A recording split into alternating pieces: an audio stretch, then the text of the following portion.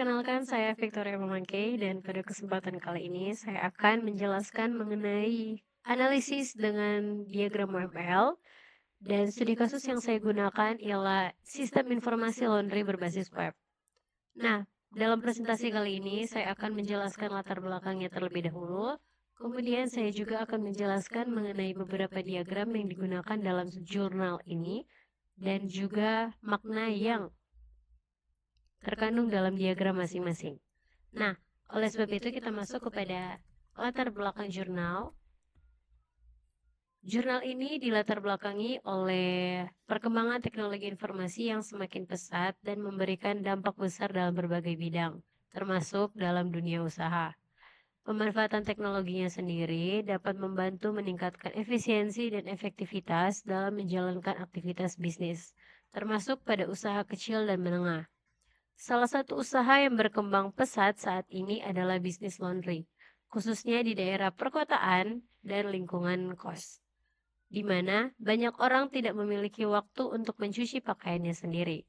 Namun, dalam pengelolaan bisnis laundry ini, masih sering ditemukan permasalahan seperti pencatatan manual, kesalahan input data, dan kesulitan dalam memantau status cucian pelanggan.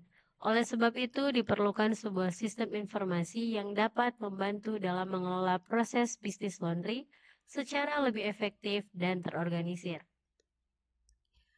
Nah, dalam perancangannya, digunakan UML sebagai alat pemodelan sistem serta entity relationship diagram untuk perancangan basis data. Sehingga dalam sistem ini dapat dirancang dengan lebih jelas sebelum diimplementasikan. Kita masuk kepada pembahasan diagram. Yang pertama di sini ada use case diagram. Nah, perlu diketahui bahwa use case diagram digunakan untuk menggambarkan hubungan antara aktor dengan sistem.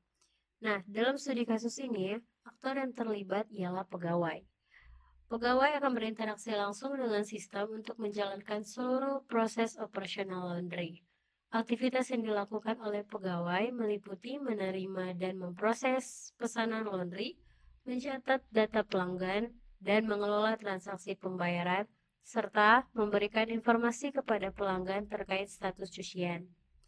Nah, secara logikanya, diagram ini menunjukkan bahwa seluruh proses dalam sistem terpusat pada pegawai sebagai pengguna utama, sehingga sistem dirancang untuk mendukung aktivitas kerja pegawai secara efisien. Selanjutnya ada activity diagram. Activity diagram menggambarkan alur aktivitas yang terjadi dalam sistem secara berurutan. Pada activity diagram login, proses dimulai ketika pegawai memasukkan data login, kemudian sistem melakukan verifikasi, dan jika berhasil, pegawai akan masuk ke dalam dashboard. Setelah login, pegawai dapat mengakses berbagai fitur seperti mengelola data, melakukan transaksi, dan mengatur akun. Pada activity diagram order baru, ditunjukkan bahwa alur mulai dari input data pesanan, pemrosesan data, hingga verifikasi pembayaran. Sedangkan pada activity diagram daftar paket, dijelaskan langkah-langkah dalam memilih paket laundry dan mengisi data yang diperlukan. Nah, secara logikanya, activity diagram ini menunjukkan bahwa setiap proses dalam sistem memiliki alur yang jelas dan saling terhubung. Kemudian di sini ada kelas diagram. Kelas diagram menggambarkan struktur sistem dalam bentuk kelas-kelas yang saling berhubungan. Nah, setiap kelas memiliki atribut sebagai penyimpan data dan metode sebagai fungsi yang dijalankan.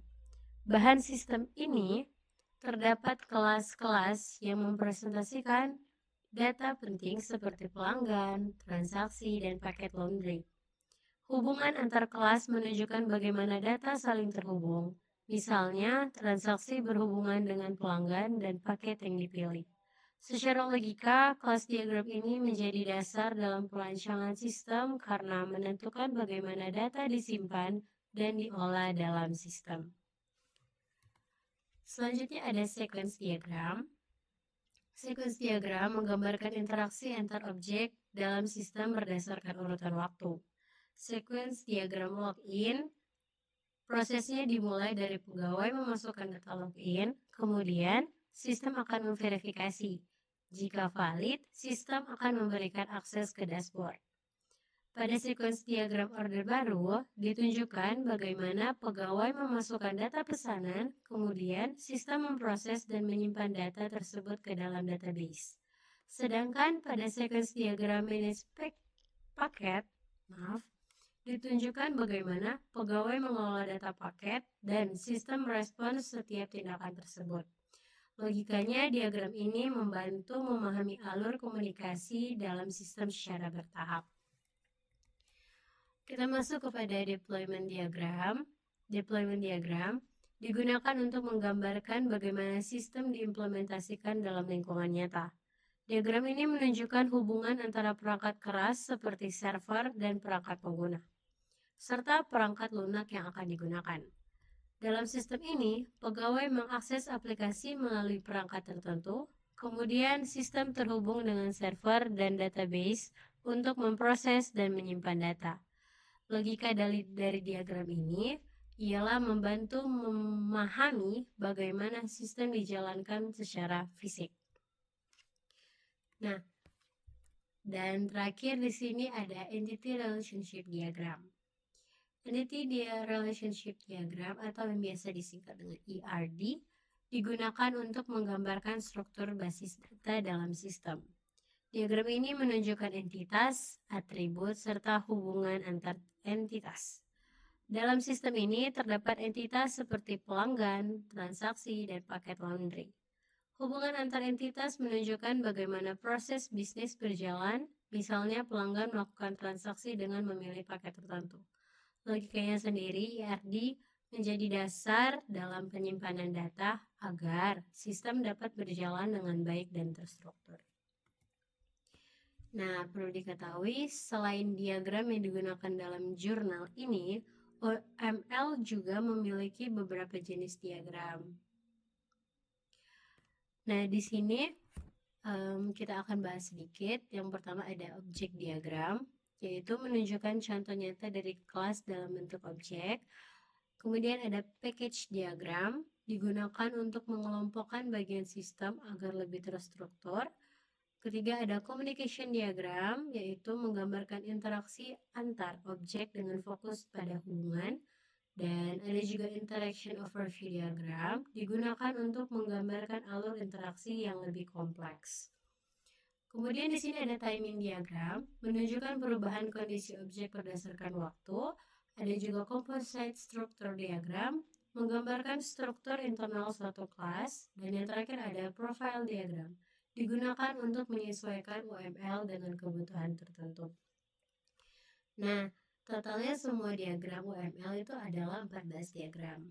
Dari pembahasan tersebut dapat disimpulkan bahwa apa yang kita bahas tadi mengenai diagram di jurnal, penggunaan UML dan ERD sangat membantu dalam merancang sistem informasi laundry berbasis web. Diagram-diagram yang digunakan mampu menggambarkan sistem dari berbagai sisi, mulai dari interaksi pengguna, alur proses, hingga struktur data. Dengan adanya pemodelan ini, sistem dapat dikembangkan dengan lebih terarah dan mudah dipahami. Nah, semoga apa yang saya bahas kali ini dapat menjadi informasi yang berguna untuk teman-teman semua. Sekian presentasi dari saya. Apabila ada salah kata dan kurang berkenan, saya mohon maaf. Terima kasih.